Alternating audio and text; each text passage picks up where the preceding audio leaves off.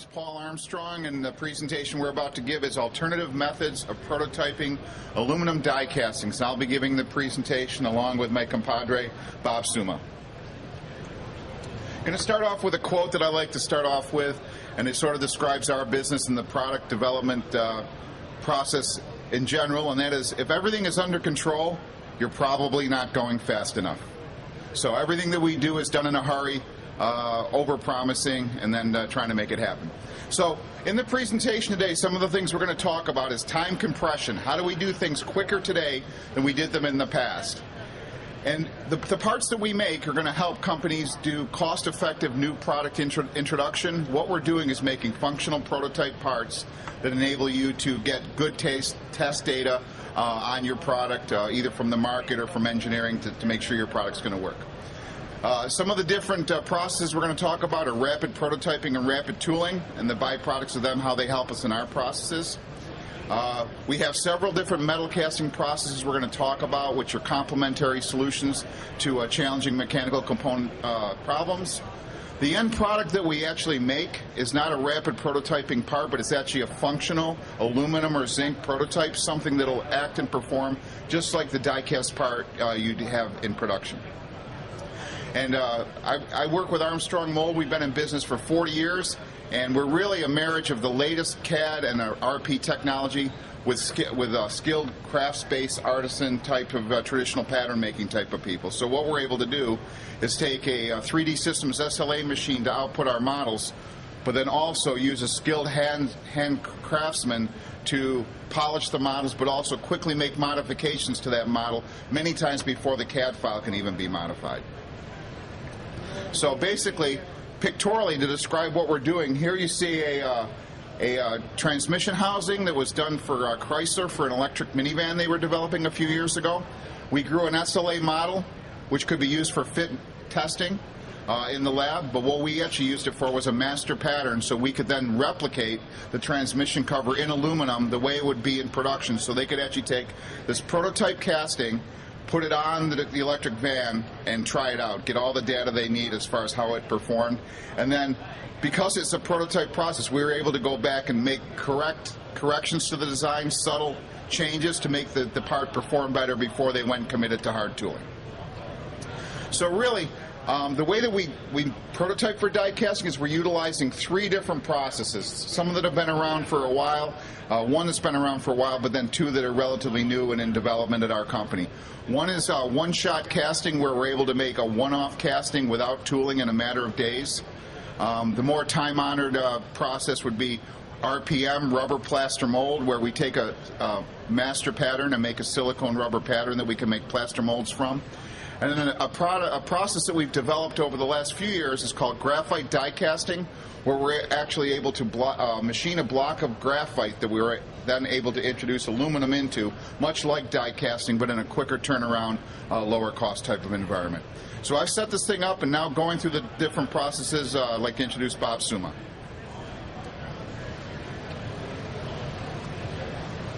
Thank you. What I'd like to show you here, and we'll pass this around, I've got some samples, Paul, if you could, of the one-shot casting process. As Paul said, we could do it in aluminum, zinc, or magnesium. It's a casting and being done in a few days. In other words, I would take your CAD data, and what I would do is I would program it so that the machine would then make a positive model with shrink in it, take that model, we build that similar to how an SLA is built.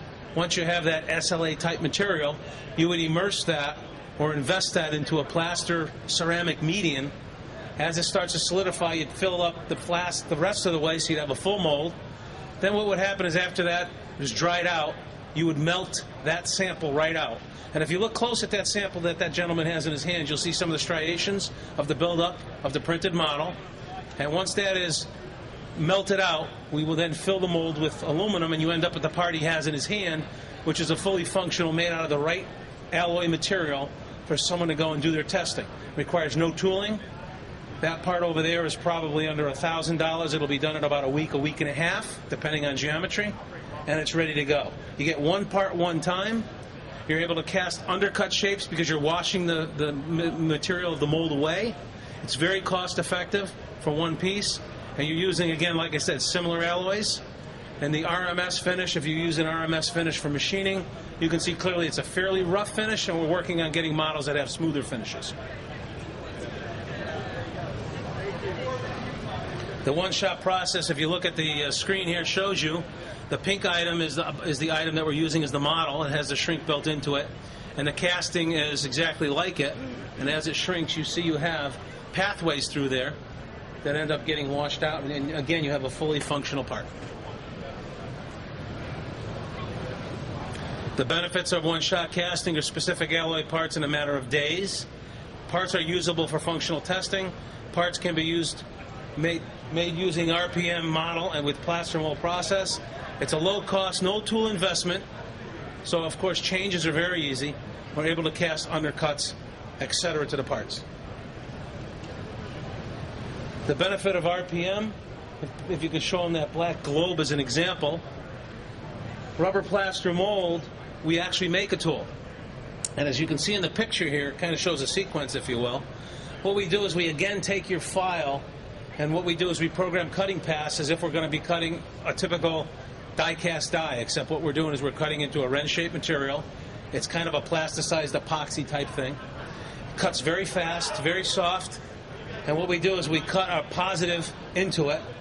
Then what we do is we seal the surface, and then we duplicate twice off of it with rubber silicons to get back to what we have, and that becomes our pattern. The wrench shape stays as the master pattern. The pattern is then used to put a frame around. We pour plaster into it. The plaster is screeded off and solidifies till we could strip it off, bake the moisture out of it, and then we make one mold at a time. But we can make a number of parts for less money than, for instance, the one-shot casting, where the one-shot casting might be $800. A part similar to this that's being passed around might cost us $3,000 to $4,000. It might take us about 2 weeks, 1 week, depending on the geometry. But then the parts on something like that, just cast on, painted, are probably somewhere in the vicinity of $80 to $150 a piece. So you can see that there's an advantage there. Your tooling being $3,000 to $4,000, it's great if you're going to use 5 pieces, 3 pieces, 25 pieces, 100 pieces. People oftentimes ask us how many parts we can make off of it, and the answer is an indefinite number of parts can be made from the process. There's a point in time when another process is more cost effective. So it's used for die casting prototype because plaster is a good insulating medium. We can get thin walls. It simulates die casting in almost every way, shape, and form from the standpoint of the finished product. The soft tooling allows for the ease of geometry modification, where we'll go in and pocket out a part, change that design entirely, and reduplicate the tool for handfuls of dollars. Relatively low cost to magnitude of 10 rule, meaning that the part cost is normally about 10 times more than a die cast, and the tooling is at least 10 times cheaper than a die cast tooling. The benefits that we can be production process for projects that can't justify hard tooling. Many of our customers are not just prototype customers, but they're low volume production. They may need 200 a year, 100 a year, 50 a year, 500 a year. This makes sense. It can be used as a bridge tooling and tooling insurance. We oftentimes get involved at the alpha and beta builds. While tools are being built, something goes wrong, a design change comes in, the tool's been delayed for 3-4 weeks. Unfortunately, your salespeople have gone out and sold the product, now you need to deliver.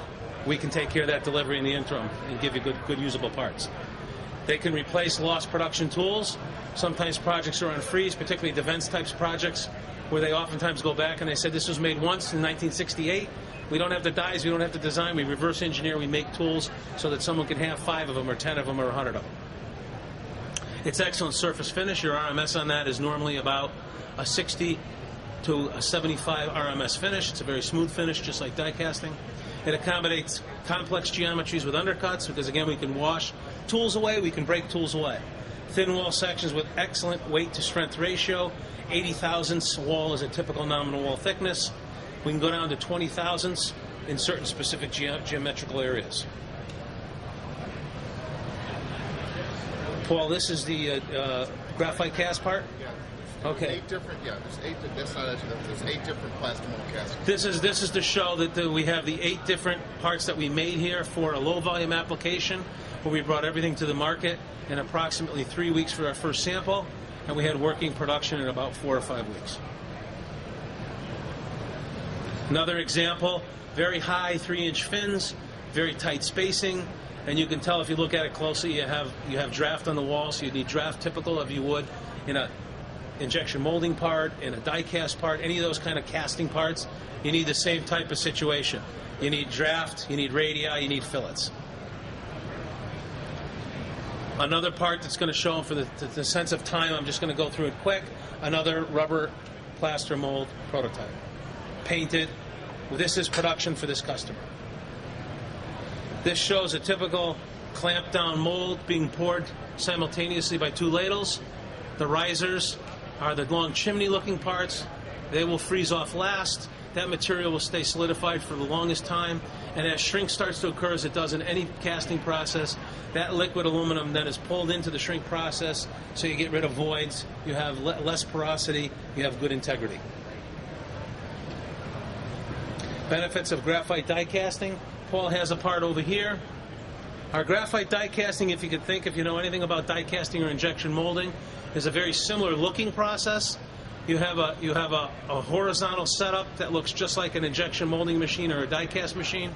The machinery and the molds are just less robust. They're pneumatically driven, whereas hydraulically driven. What you'll see on that is the molds are made of graphite rather than steel or aluminum. Graphite is a great heat-sinking material, and because that heat comes out of that part rapidly at the surface, you end up with a tremendously smooth surface finish. Your RMS on that's about 50 to 55. It's better than a die casting, and in some cases can be polished right off of that surface. It allows us to use aluminum zinc. We are experimenting with magnesium parts on this. We're about 3 to 5 weeks to go from purchase order to first sample part. It's ideal for 100 to 2,000 piece runs, but it can make indefinite number of runs. It's great for short run production, bridge to prototype, from prototype process to production, cost effective. Now, one of the things I might say to you is if we're going to go to a rubber plaster mold, for instance, and somebody's working in a 390 alloy or a 380 alloy, which is a more typical die casting alloy, they don't do well in plaster mold. They don't have the same properties. So oftentimes people will come to us and want us to do graphite because they can qualify one material one time. Can use exactly the same alloy. It'll give you very similar, if not identical, quality. We're able to cast the specific ones I just talked about. We have very, very accurate testing results for tinsel, yield, and hardness, elongation, things of that nature. We can give you a chart and show you those things. Here is an example, for instance, of a comparison of 380 T6 material. As you see, graphite in this KSI tinsel strength is actually slightly more than it is in die casting. It's better than 356 T6, or better than 356 without a post T6 furnace operation. So it shows you that it's got very typical and better than 356 quality that you'd have in sand or plaster. Graphite die casting versus rapid prototype. This will give you somewhat of a comparison of the same part done in 2 different methodologies. Shows you the size, the part, the tooling cost, and this tooling cost has been depressed over this number. This tooling cost today would probably be at least $2,000 or more less than this. And on the graphite side, the part cost is probably pretty reasonable, and this is just casting. It shows you the lead time, and it shows you the production rate. Now, if you look at the production rate, you look at the rapid prototyping and realize that we can only have about 10 turns a day per shift because you have drying time for the plaster to dry, and then you have to put it in the oven and run it the next day. Whereas the die castings of graphite of 75 a day is probably a low number because it's very repeatable. The cycle's 2-3 minutes, 1 minute, 4 minutes, depends. I can cycle it just like a die casting. Military communication device. This shows you another graphite die casting. It shows you some of the detail you can get. Fine detail of die casting geometry is deliverable in this case in 5 weeks. Highly critical cosmetic requirement. Complex 3-axis tooling was about $10,000 per half one-time tooling cost. Process utilization. One-shot casting is usually good for 1 to 3 to 5, but it can make any number up to 10, so we say less than 10. RPM is usually good for about 10 pieces to 500. Although they can make unlimited numbers, this is usually their sweet spot. Graphite die casting is usually a sweet spot of, I would say, about 50, 100 to about 2,000. But it can make, again, indefinite number of parts. Do you have any questions about any of the process? This would be the time to ask them. We'd be more than happy to go into detail for you. Thank you, sir. If you don't have any questions, thank you very much. you.